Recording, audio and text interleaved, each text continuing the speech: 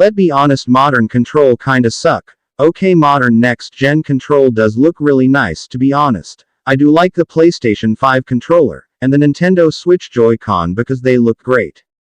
But the main problem of the next-gen controller is the joystick of the controller. If you've been or hear of the Nintendo community, they talk a lot about is the Nintendo Joy-Con drift, and maybe in the PlayStation community too. If you don't know what it's, the control drift is when your character move by itself without moving the analog stick. I thought only Nintendo Joy-Con have controller drifting issue, but no, the PlayStation 5 also have a fucking drifting problem and do the same thing. It's kinda funny how the older console like the PlayStation 3 and the Wii control still work fine, even in a decade the older controllers still work, but the next gen controller don't. Because the new next gen controller sometime last for a year or at least a month. I thought the drift control it just a me problem, but no, almost everyone have that problem. And I said next control a kinda suck because the next gen controller look nice and the Nintendo one is creative.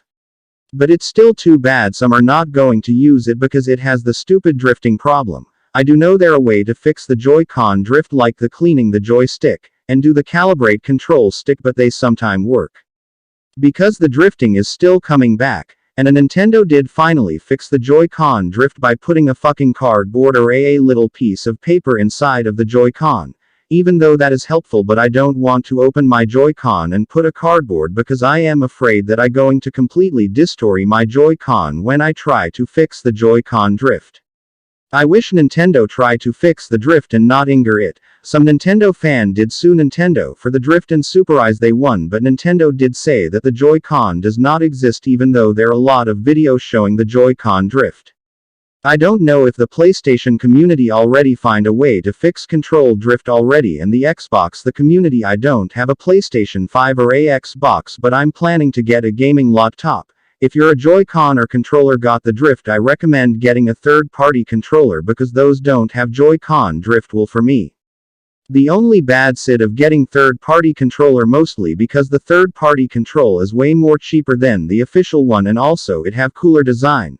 The only one issue getting a third-party control if you own a Nintendo Switch is that they don't have Amiibo support, but it does have Bluetooth support.